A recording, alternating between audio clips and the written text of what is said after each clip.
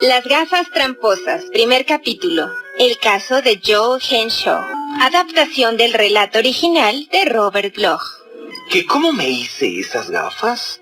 Compré un lote a ciegas por $20 en las afueras de la ciudad. Los gritos de Maggie se oyeron en las antípodas cuando se lo dije.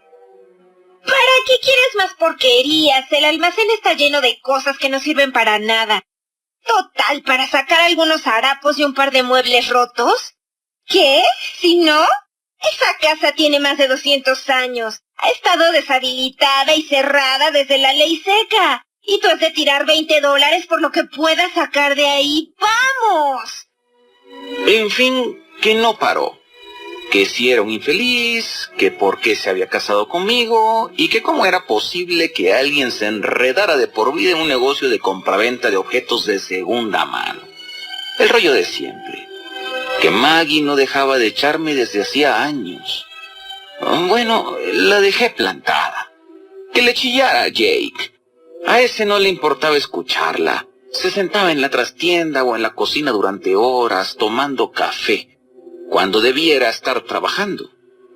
Pues que la aguantara él. Yo sabía lo que estaba haciendo. Delehanty, el del ayuntamiento, me había dado el pitazo. Dijo que hiciera una oferta y él arreglaría la cosa. Iban a derribar el viejo caserón del muelle. Debió ser algo digno de ver en sus tiempos, antes de la prohibición del alcohol, y ha estado clausurado desde entonces. Delehanty me había dicho que en el piso de arriba, donde solían llevarse a cabo borracheras, había toda clase de mobiliario, como una docena de habitaciones llenas de ropa y enseres de aquel tiempo. Quizá Maggie tuviera razón y no quedaran más que trastos, pero ¿qué tal si se equivocaba? Nunca se sabe de antemano. Lo que yo pensaba era que, a lo mejor, daba allí con alguna pieza verdaderamente antigua, y entonces, ¡hala! Igual me hacía con $200 o $300 revendiendo el lote a algún subastador de la ciudad. Así es como hay que manejárselas en este negocio. Hay que arriesgarse de vez en cuando. En fin, hice mi oferta. Fui el único. Y el lote pasó a mis manos. El ayuntamiento me concedió 3 días para vaciar la casona, transcurridos los cuales traerían las máquinas y la derribarían. Delehanty me proporcionó la llave. Dejé pues a Maggie, tomé la camioneta y me dirigí al lugar. Por lo general me llevaba a Jake para que me ayudara a cargar, pero en esta ocasión quería hacer el trabajo solo. Bien, si había algo allí realmente valioso. Bueno, el caso es que Jake es mi nuevo socio y sin duda querría también su parte. Si le echaba el ojo encima, claro está. Si yo lo veía antes y lo quitaba de en medio, él ni se enteraría. Que se quedara pues con Maggie y que le fuera bien. Puede que yo sea un viejo chocho, como dice ella, pero también es posible que no tenga un pelo de tonto. A Jake le gustaba irse a emborrachar al bar. Bueno, no es de eso de lo que quería hablar, sino de esas gafas engañosas que encontré allí. La cerradura estaba tan oxidada que por poco me vi obligado a tirar la puerta. Por fin se vio. Polvo por doquier, como para sofocar a un cerdo. Abajo, escombros y tablones podridos. Los federales debieron desmantelar el bar sin contemplaciones. Yo había esperado encontrar quizá algunos taburetes, puede que algo de metal, pero nada. Robaría arriba. A pesar de tanta suciedad y abandono, me di cuenta de que todo aquello había tenido su clase en mejores días. Quizá cuando durmió allí George Washington. La cosa iba de mal en peor. 8 grandes habitaciones, más polvo, sillones desvencijados y camas sin patas. De la ropa nada, harapos. Y busqué y rebusqué en vano. Empezaba a desesperarme. Había pensado que por lo menos daría con algunos cuadros antiguos. Sí, de esos que se llaman de viejos maestros, como Rembrandt. Pero me habían engañado. Y ahora me daba perfecta cuenta de ello. Con todo, los armarios estaban llenos de ropa.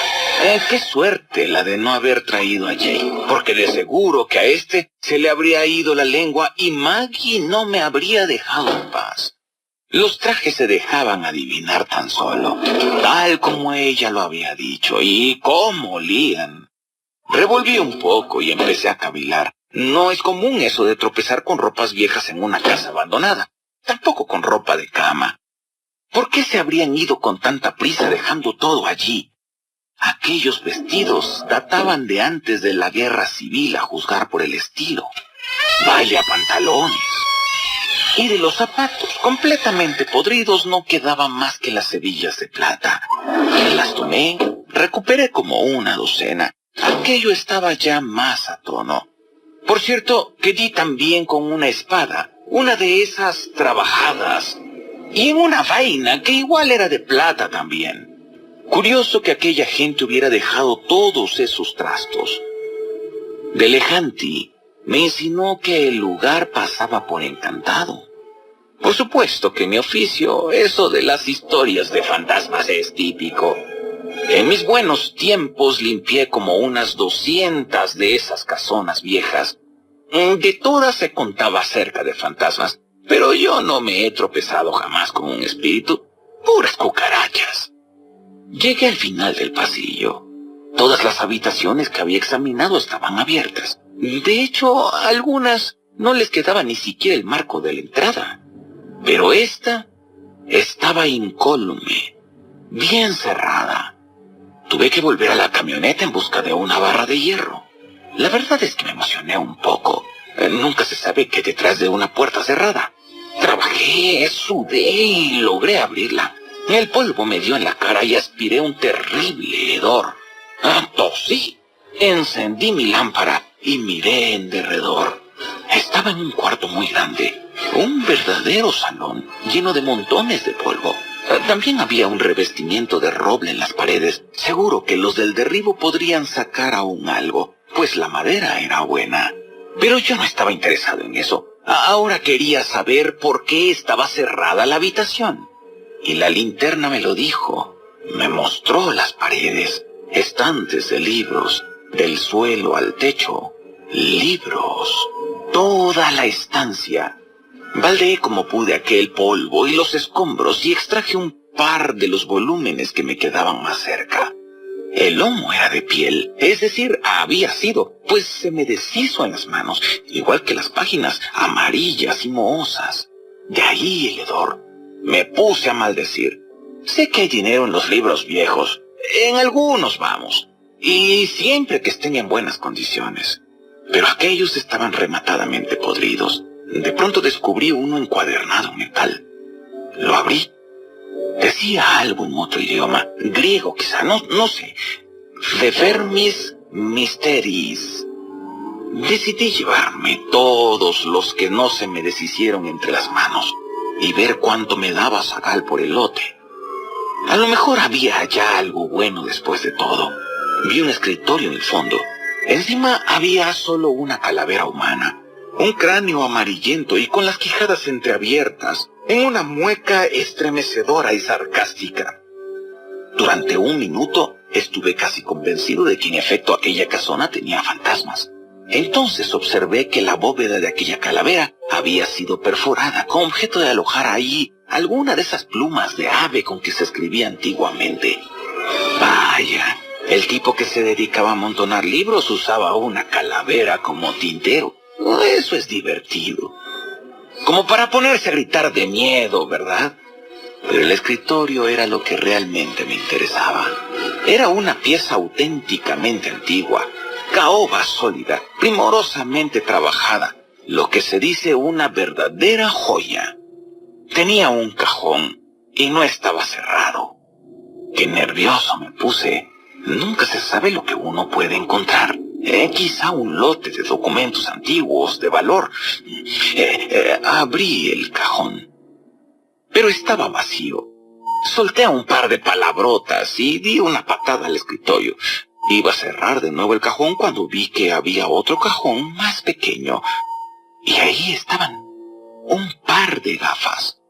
Unas gafas cuadradas, pequeñas, con patillas muy grandes para adaptarse bien a las orejas. Con montura de plata. Aún así, no valdrían más de un par de dólares, y yo había pagado más de 20 por el lote.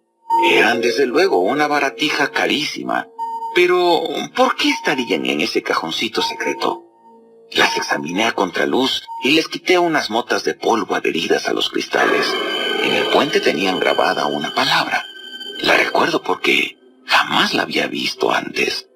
Veritas. Más griego, me dije.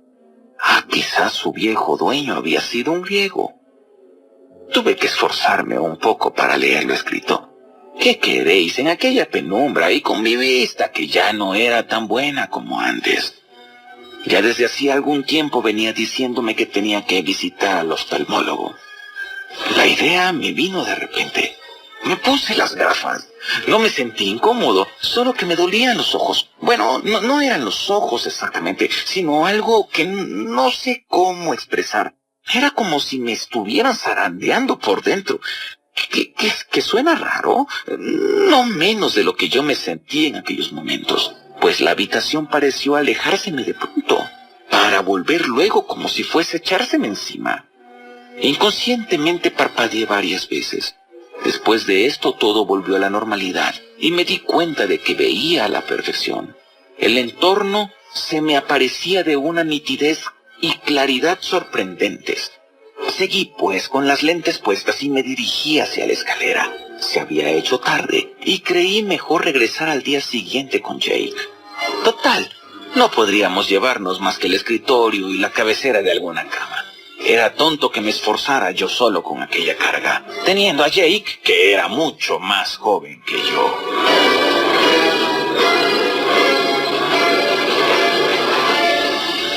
Regresé. Entré en la tienda y por supuesto ahí estaban Maggie y Jake, bebiendo café. Maggie me echó una mirada de las suyas. Supe que me decía: ¿Qué has estado haciendo por ahí, viejo y piojoso cerdo? Mira que te gusta hacerte el holgazán. Me alegro de que hayamos decidido librarnos para siempre de ti. No dijo todo eso. Tan solo dijo: ¿Dónde has estado, Joe? Pero estaba pensando el resto. Lo vi. No me pidan que lo explique. Lo vi. No las palabras ni nada de eso. Y tampoco lo oí. Lo vi. Eso es todo. Mirándolas supe lo que estaba pensando y planeando. ¿Has pescado algo bueno? Fue lo que dijo Jake. Pero yo supe que pensaba... Espero que sí, porque será todo mío tan pronto como te matemos esta misma noche. ¿Qué te divierte tanto, Joe? ¿Por qué sonríes como un idiota? ¿Te encuentras bien? ¿Y a quién le importa?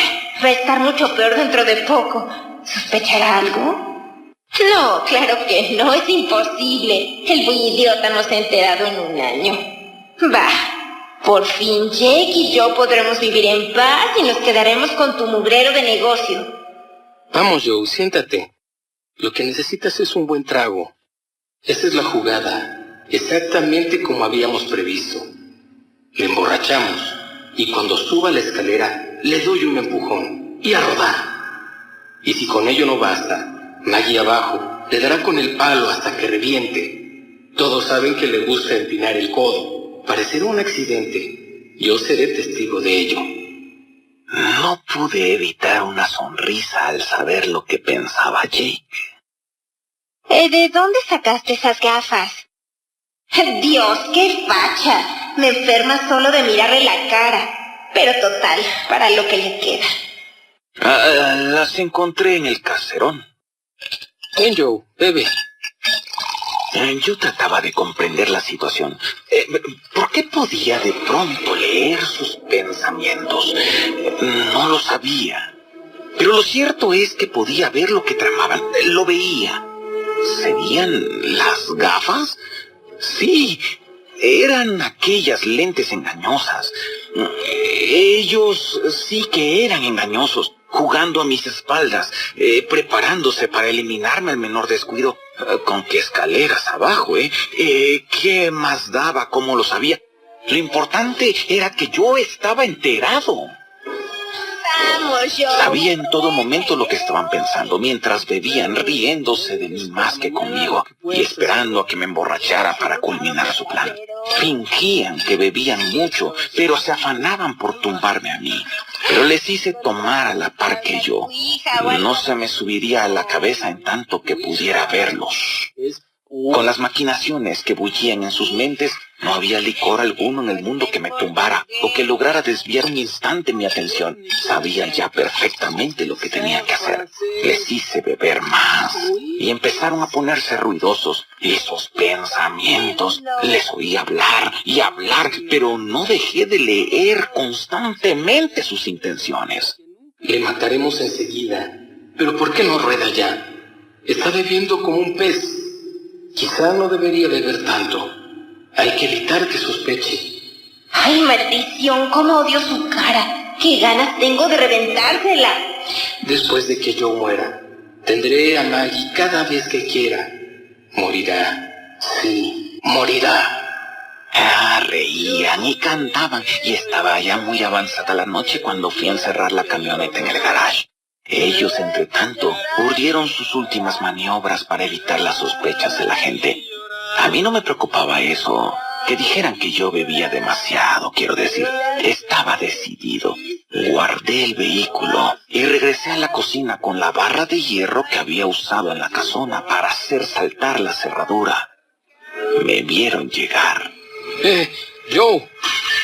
¿Joe? ¿Qué pasa? No dije ni una palabra.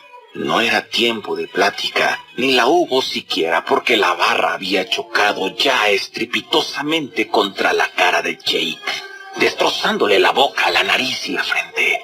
Después cayó con igual efecto sobre el cráneo de Maggie, que estalló, dejando escapar violentamente sus pensamientos, que ya no eran tales, sino alaridos desgarrados. Y así, hasta que no quedó ni siquiera un grito que ver. Me quité los anteojos para limpiarlos.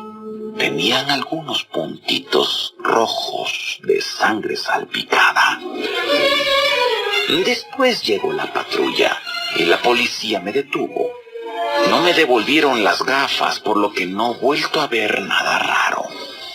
No importa, en cualquier caso. Seguro que me las dan de nuevo cuando vaya a juicio. Pero ¿a quién le importa ver lo que piensa el jurado? Además, en el último momento tendré que quitármelas, cuando el verdugo me ponga la capucha para colgarme. Las gafas tramposas. Primer capítulo.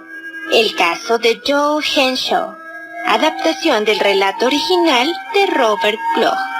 El relato Las gafas tramposas que hoy escuchamos fue escrito en 1947 por Robert Bloch para la revista Weird Tales y se publicó con el nombre de Los Tramposos.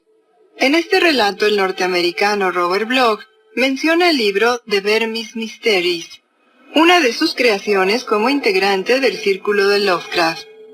Como Antonio José Navarro señala en su texto, Robert Bloch, más allá del motel Bates, incluso sus más acérrimos detractores reconocen que la mejor época creativa de Robert Bloch abarca su etapa como escritor pulp, y muy especialmente sus colaboraciones para Weird Tales, revista que Bloch empezó a leer, según reveló, en el verano de 1927, a la edad de 10 años.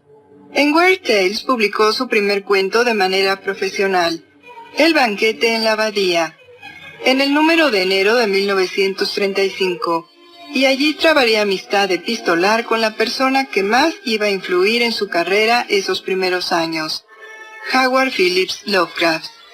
Bloch confesó: «Bien, he recibido toda la influencia posible de Lovecraft. Es el hombre que más admiro en el mundo de la literatura fantástica después de Edgar Allan Poe. Fue él quien me sugirió que escribiera, quien me empujó a escribir. Fue el responsable de mi trayectoria como escritor. Y me gustaría decir que Lovecraft es, probablemente, el más poderoso influjo formativo, aparte de mis padres, de toda mi vida. Nunca tuvimos un encuentro personal, pero creo que lo conocí bastante bien a lo largo de los 5 años que mantuvimos de correspondencia. nunca fui a visitarlo a su ciudad natal, Providence, debido a que en aquellos días yo vivía muy lejos, en Wisconsin, y durante los tiempos de la depresión, la gente no viajaba demasiado porque era caro, y además yo era muy joven para conducir un automóvil. Hasta 1945, que fui invitado a la primera Convención Mundial de Fantasía, no pisé Providence. Entonces tuve la oportunidad de visitar su tumba, de pasear por las calles que frecuentó y de ver todos los lugares donde ambientó sus historias, incluida la iglesia en la cual mi personaje era asesinado en la historia que me dedicó. El asesinato al que se refiere Robert Bloch es bastante truculento, puesto que su alter ego, en la ficción, Robert Blake, cuya excesiva imaginación y desequilibrio se vieron agravados por su descubrimiento de un culto satánico ya desaparecido, fallecía víctima de un shock, con el rostro contraído por una mueca de loco terror. Este asesinato, ya legendario en los anales de la literatura de terror anglosajona del siglo XX, forma parte de un singular juego literario con el mismo Lovecraft de protagonista. En el número de Weird Tales correspondiente a septiembre de 1935, apareció un cuento de Bloch titulado El vampiro estelar, protagonizado por un místico de Providence, fácilmente identificable como Lovecraft, que muere de modo horrible, desangrado por una monstruosa entidad sobrenatural, tras recitar unos conjuros del libro mágico de Vermis Mysteris. Antes de ofrecer el relato a la revista, Bloch pidió permiso a su maestro para matarle, a lo que éste accedió gentilmente por escrito. A quien corresponda, certifico que Robert Bloch queda plenamente autorizado para retratar, matar, aniquilar, desintegrar, transfigurar, metamorfosear o maltratar al abajo firmante en el cuento titulado El vampiro estelar. Pero ahí no finalizó el asunto. Lovecraft, contraviniendo su acrisolada fama de hombre serio, no dudó en continuar la macabra humorada de Bloch, haciéndole víctima a su vez de Azathoth y sus abominables acólitos, bajo la identidad del escritor Robert Blake. El morador de las tinieblas, título del relato en cuestión, se publicó en el número de diciembre de 1936 en Weird Tales. Desaparecido Lovecraft y como último y emotivo homenaje, Robert Bloch concluyó este intercambio de siniestras fantasías con La sombra que huyó del capitel en 1951. En esta ocasión, Lovecraft ya aparece como tal, imbricado en la narración como amigo del fallecido Robert Blake y cronista de su muerte. Sobre este punto Navarro agrega: Robert Bloch se integró de manera rauda y vehementemente en lo que más tarde se denominaría el Círculo de Lovecraft, al igual que August Derleth, Donald Wandrei, Clark Ashton Smith, Frank Belknap Long. Bloch contribuyó a los mitos de Cthulhu con sus propios falsos libros versados en oscuros saberes ocultistas, todos ellos émulos del Necronomicon de Abdul al-Hasred, como la Cábala de Sabbath, el Daemonolorum y principalmente el ya mencionado de Vermis Mysteris, libro de arcana sabiduría esotérica, citado explícitamente por uno de los mayores admiradores de Bloch, Stephen King, en su relato Los misterios del gusano, de 1978. ¿Qué le ha parecido este primer capítulo de una serie que promete ser bien interesante? No se lo puede perder, son varios capítulos a lo largo de la semana. Iremos transmitiendo estos capítulos de aquí al jueves, así que está la invitación. Si usted tiene ganas de acompañarnos, nos sentiremos muy honrados de que vayamos juntos oyendo esta serie que es tan atractiva. Y esta noche me gustaría platicar de gigantes. Hace unos días un radioescucha nos sugería que habláramos de gigantes.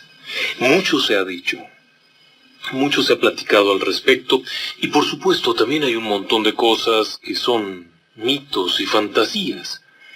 De hecho, con el advenimiento del Photoshop y de todos estos programas de cómputo que permiten hacer cosas sorprendentes en la computadora, han aparecido una cantidad brutal de mitos y de cosas fraudulentas en muchos ámbitos del Internet.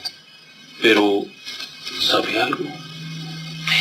A lo largo del mismo tiempo, también ha habido avances en esta idea.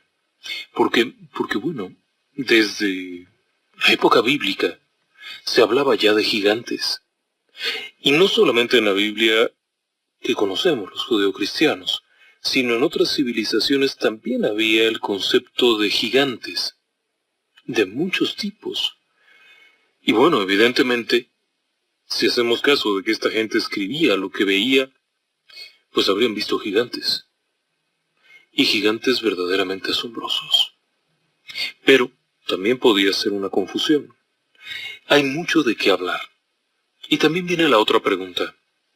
¿Hay algo que nos permita alguna evidencia, algún dato histórico, algo físico que permita saber si realmente existieron los gigantes?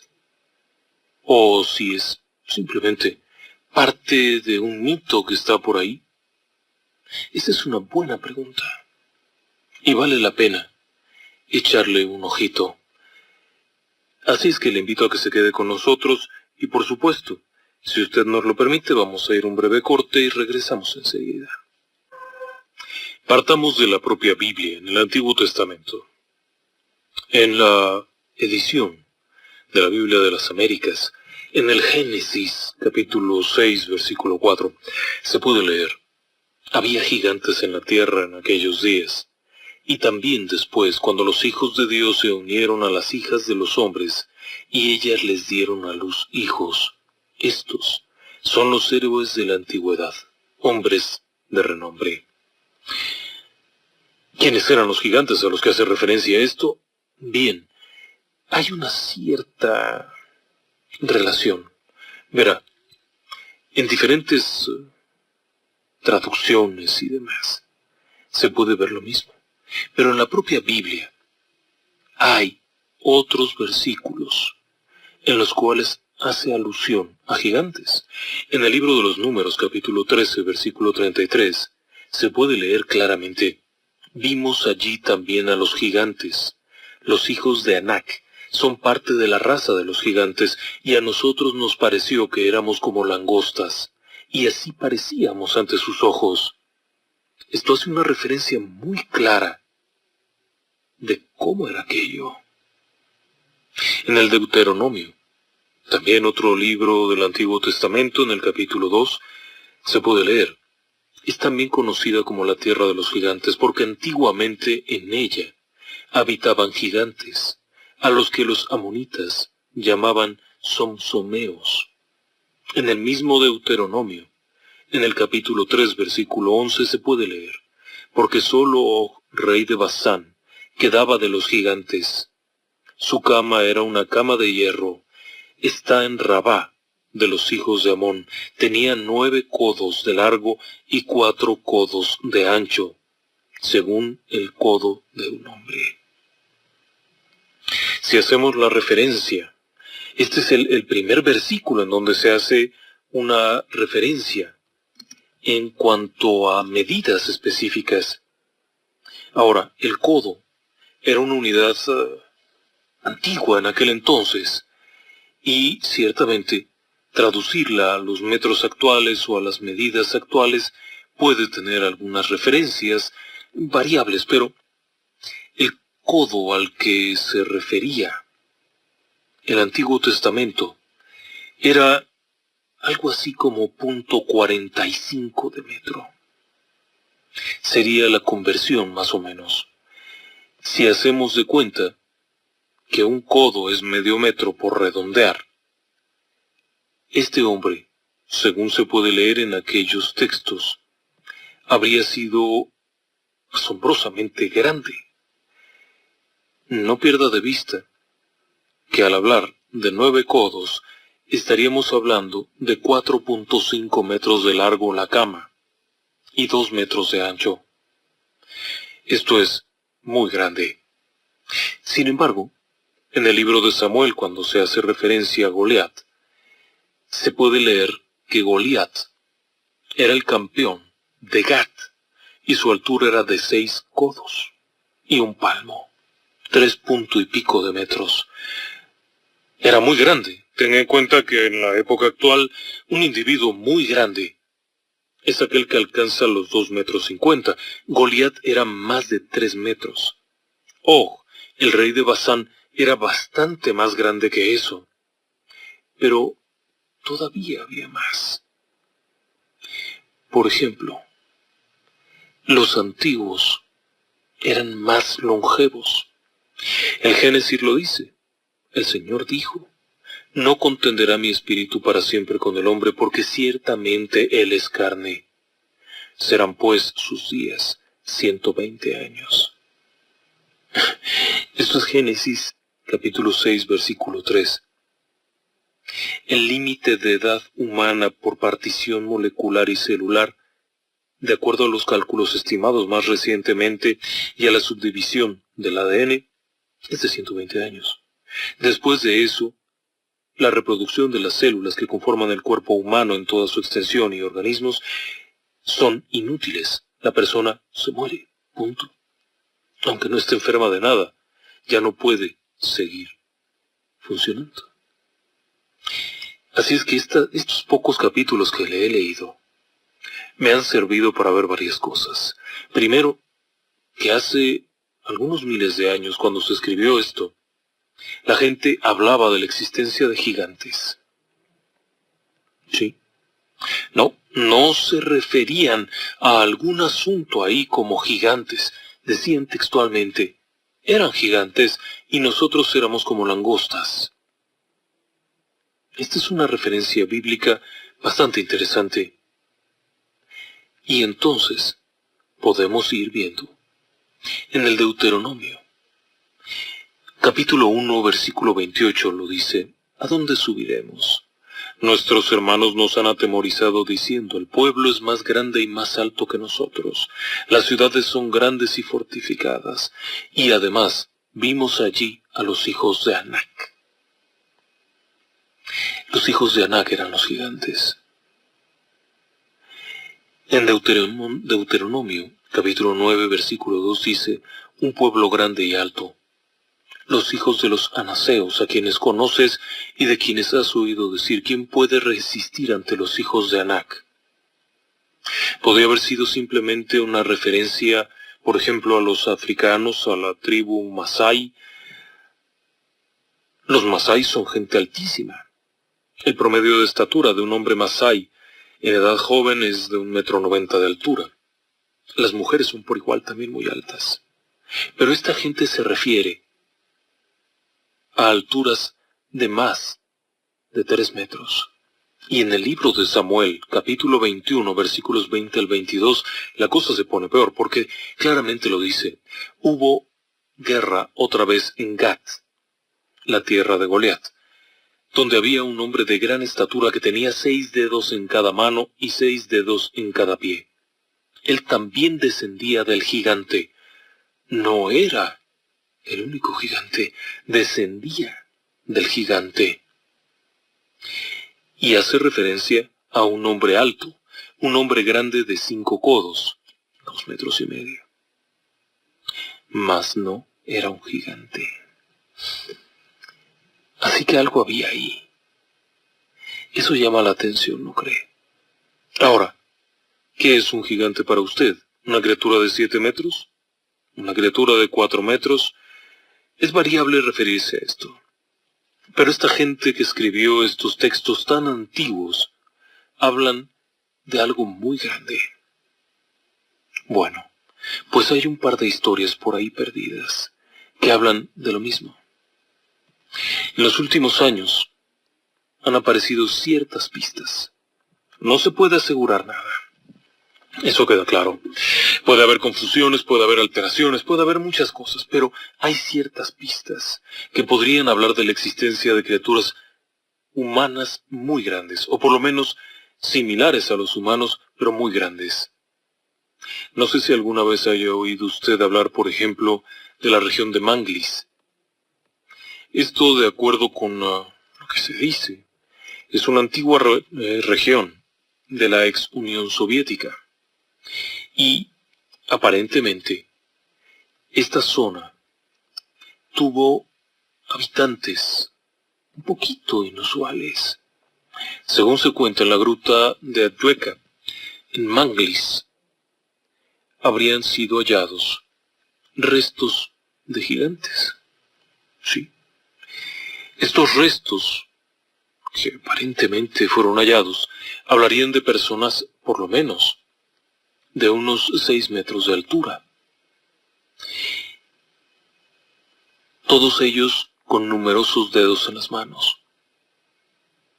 Sí, 6 dedos, en cada mano y en cada pie. Esto es curioso, porque el texto bíblico dice lo mismo, con una diferencia de varios miles de años. ¿Podría ser una simple casualidad o una información equivocada? Bueno, es posible. Finalmente no hay una definición clara.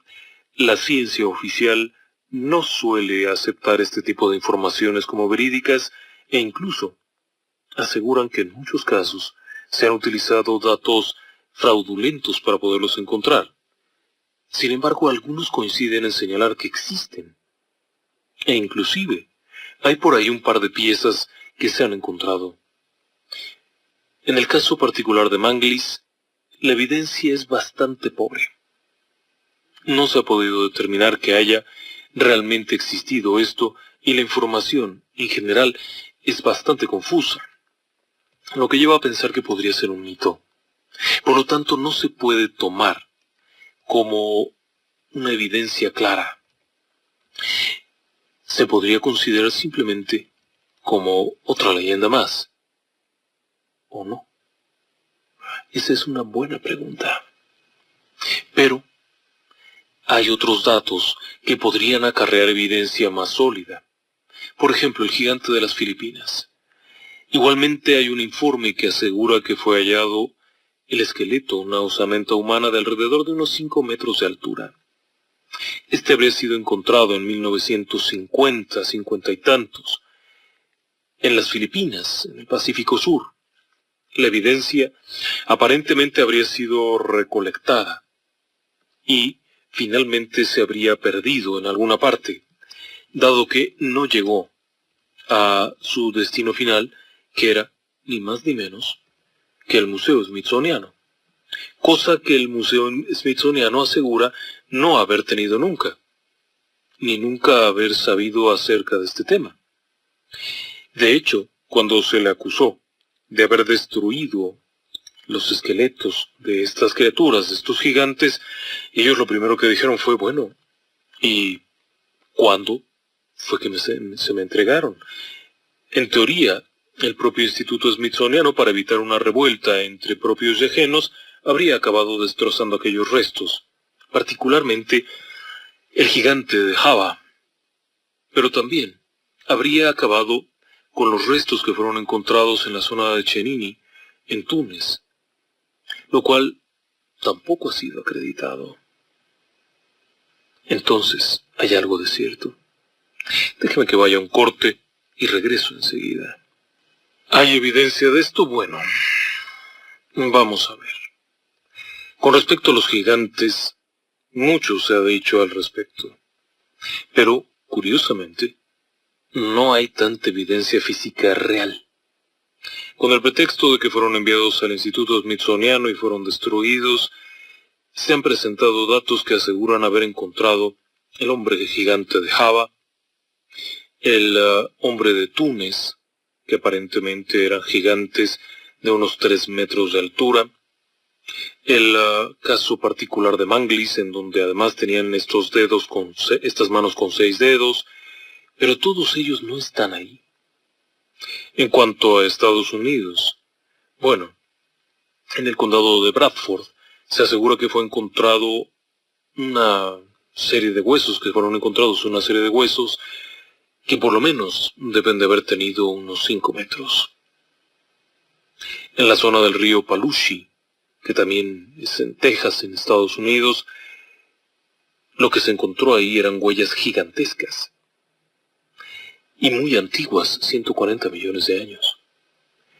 Pero ¿qué tan real es esto? Incluso, ¿hay algún dato cierto? Quizá uno de los pocos que tiene mucha evidencia sea el caso particular de Ecuador. Sí, es un caso muy peculiar. Verá, todo comienza cuando en una zona conocida como la provincia de Loja, que está hacia el sur de Ecuador, casi llegando a Perú, la gente hablaba de huesos muy extraños que habían ido encontrando, que eran parecidos a los humanos pero mucho más grandes. Toda esta plática al respecto llegó a un personaje de la región, que era el cura de la zona, que era el padre Carlos Miguel Vaca. Este hombre, aficionado a la arqueología, un hombre cercano a la gente de su comunidad, entra en contacto con ellos y escucha aquello acerca de los gigantes. Pero tenga en cuenta que él conocía la Biblia y había leído aquellas frases acerca de los gigantes en el Antiguo Testamento, y cuando le dicen que en la región de Changayminas, que está muy cerca, había estos restos grandes, él acompaña a la gente y comienza a recibir estos restos, a juntar estos fragmentos. Y finalmente los envía, los envía al Instituto Smithsoniano, todo esto antes de su muerte en 1999. Era un hombre ya mayor, tenía 70 y tantos años al momento del fallecimiento. El hecho es que manda todo esto y esto crea mucho interés entre la gente, al punto de que se hacen programas de televisión y demás. Desafortunadamente los fragmentos no regresaron. No. Solamente quedaron algunos fragmentos que casualmente están en colecciones particulares. Este hecho sí ha llamado la atención porque incluso Ecuavisa, que es la cadena televisora regional del Ecuador, hizo gala de aquel programa. Y, vaya, tenían varios fragmentos que pertenecían a un ser humano solo que tenía 7 veces el tamaño de un ser humano actual. Y la antigüedad, bueno, la antigüedad era enorme. No se tiene el dato porque realmente nunca contestaron. Eran restos muy muy antiguos. La osamenta como tal podría haber tenido probablemente unos 7 metros de altura. Aunque hay quienes aseguran que podría haber sido mucho más grande. Pero lo curioso de todo este asunto es que la gente que participó en la búsqueda y encontró estos restos era gente confiable. No perseguían ningún beneficio económico, no buscaban nada, simplemente encontraron aquello. El yacimiento que fue encontrado en 1965 en esta región de Changaymina realmente llamó la atención. Cuando el padre Vaca va y recupera todo aquello, lo guarda en una especie de pequeño museo, comparte unas piezas con el Museo Smithsoniano de las cuales nunca jamás se vuelve a saber nada, y a su muerte, los restos óseos que él tenía pasaron a otro sitio, que era conocido como el Museo del Padre Crespi. De este fue del que se robaron todo. Entraron los ladrones y se llevaron todo lo que pudieron. Se pudo descubrir que 12 de los fragmentos se encontraban en una colección particular, la cual se negó a devolverlos. Sin embargo, 2 de ellos llegaron providencialmente a un pequeño museo que está ni más ni menos que en Suiza. Sí. Y allí se hizo una reconstrucción de cómo habría sido el gigante. Y hasta la fecha es un sitio muy visitado por la gente que llega para ver cómo habría sido el tamaño de aquel enorme individuo. Es impresionante la imagen. Si esto existió alguna vez, bueno, era impresionante verdaderamente. Pero de este caso es uno de los pocos casos en los cuales hay un documento bastante confiable y, por cierto, bastante documentado. ¿Qué le parece? Déjeme que vaya a un corte muy breve y regresamos enseguida. Y nos llamó el señor Emanuel Castelán. Él nos comenta que que hay unos documentos históricos que dan fe de la existencia de gigantes en Cholula. Bueno, no tenía yo conocimiento de eso, le soy sincero. No había oído hablar de ese tema. Normalmente en la región de Mesoamérica, los habitantes eran personas bajitas, salvo al norte, que se encontraba en la región de Durango, Chihuahua, todo esto, había individuos nativos americanos, pero de mayor altura y algunos de ellos de rasgos que si bien no se podría decir que fueran anglosajones, pero sí tenían piel más clara que la gente que habitaba el centro, que eran de etnias más de origen mongólico. Estas otras parecían más tener un origen europeo, pero como sea, ninguno de ellos era gigante. Entonces me sorprende mucho lo que nos ha dicho. Ojalá y tuviéramos oportunidad de ver esa información, de tener algo para echarle un ojito y saber a ver qué es a lo que se referían. Debería de ser muy interesante esta temática, porque en muchas partes del mundo lo hay. Y si bien documentos claros, precisos y absolutamente confiables, realmente hay pocos. Así de sencillo, hay pocos. Sí hay algunos testimonios e incluso algunos datos históricos por ahí muy interesantes. Por ejemplo, el que le mencionaba yo de Ecuador, pero también los casos de la Sancol, no sé si alguna vez las ha oído mencionar, arqueólogo que en los años 30 encontró los restos de un individuo de gran altura en la zona del lago El Gassi en Grecia. Los restos fueron recuperados, los restos fueron llevados y entregados en un museo y nunca más se supo de ellos. Por su parte, Michael Tellinger, hace algunos años, descubrió una huella absurda, si usted lo quiere. Una huella que tiene 1.2 metros de largo, y es una huella muy parecida a una huella humana, excepto que está en una roca de granito. Esta roca de granito, de acuerdo con lo que se dice, podría tener 200 millones de años de haberse formado. Es decir, que ahí habría caminado alguien cuando aquello era barro y dejó su huella. El único problema es que es la única. La huella de Tellinger, como se le conoce, se ha considerado una de las más esquivas pruebas.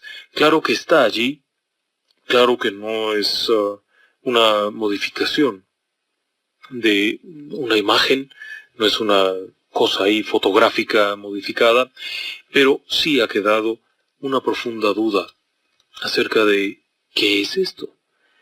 Y también ha quedado, por supuesto, en entredicho en varias ocasiones cuando se le han hecho preguntas más específicas.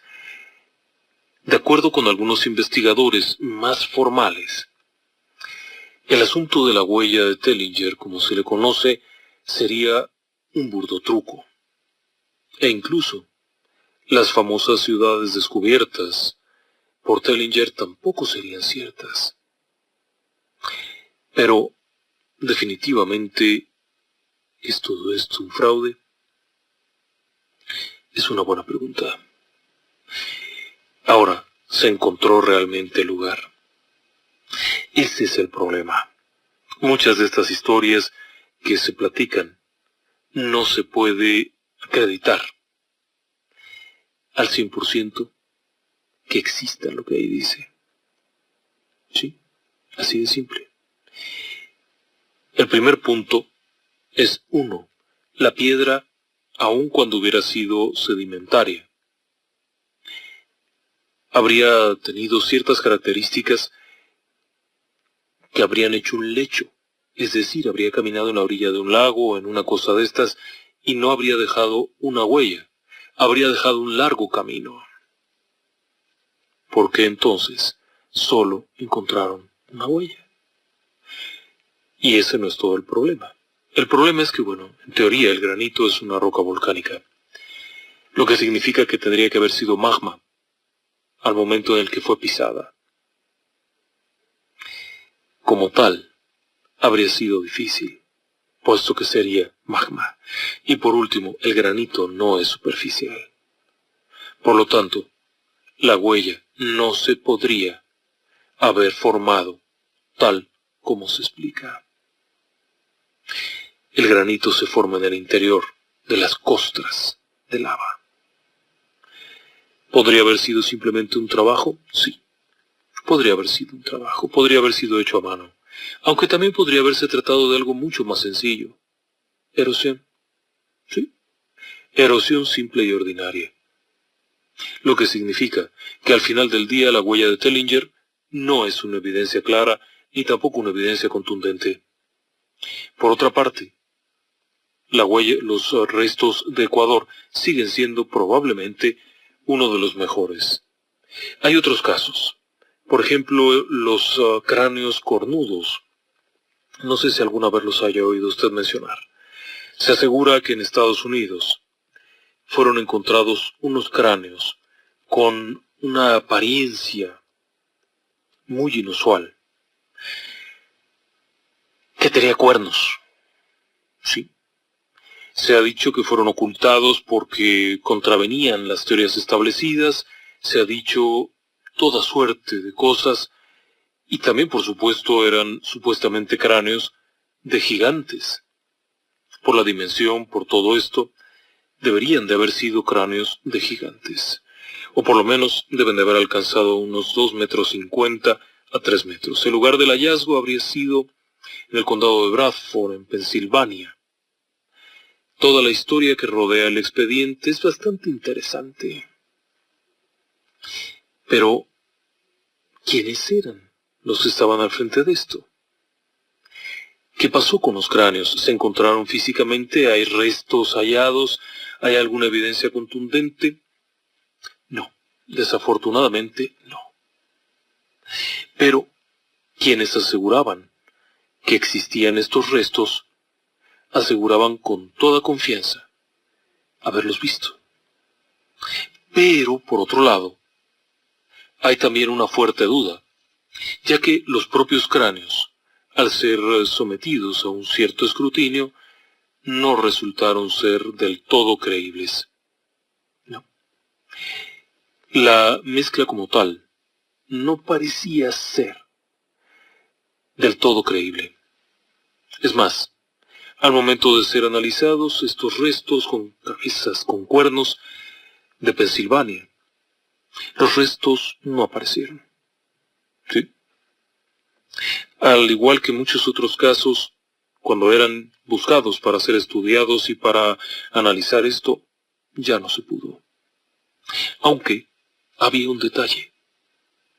Hubo un animal parecido a un primitivo ser humano, el Paranthropus, anterior al Australopithecus, cuyas crestas craneales eran particularmente prominentes y podrían haber parecido cuernos. Así que probablemente podría haber sido no un gigante, sino un humanoide primitivo. Desafortunadamente no se pudo obtener un escrutinio tal cual, dado el hecho de que los restos, como suele ocurrir en casos tan complicados, se perdieron. En general, los mitos están ahí. Y hay otro montón de historias más, desde los casos de las Filipinas, vamos. Pero realmente hay algo ahí. ¿Realmente se ha podido encontrar alguna evidencia que vaya más allá? Por ejemplo, la región de Marruecos, con estaturas enormes, Sanchis, en Siria. ¿Todo esto podría tener alguna relación? ¿Estaban equivocados los antiguos humanos que escribían acerca de gigantes? Son muchas las preguntas, pero no están ahí las respuestas, por lo menos todavía. Hay muchos datos. E incluso, como le decía, en el caso del hombre de Ecuador, la evidencia física existía. Parte fue robada, pero parte está en Interlaken, en Suiza, y demuestra que era un sujeto altísimo. Bueno, no era un sujeto, era un monstruo, 7 veces más grande que un ser humano. La osamenta era de tal dimensión y de tal fortaleza que se antojaba viable que soportara la estatura y peso. Curiosamente, las proporciones eran distintas. El ser humano como tal no podría medir más de 3 metros. Por su propia estructura, la forma de la osamenta y demás sería muy frágil. Este individuo habría tenido proporciones muy distintas para soportar ese peso. Así que al final del camino quedamos igual, porque no se puede demostrar, pero tampoco negar, que en algún momento histórico hayan existido gigantes sobre la faz de la Tierra. ¿Qué le parece? Muchas gracias al señor Benjamín, que nos llama desde Los Ángeles, en California, y saludo a todo el equipo. Muchas gracias. Doña Blandina Bolaños, como de costumbre, acompañándonos cada noche. Muchísimas gracias por su llamada. Nos escuchamos mañana.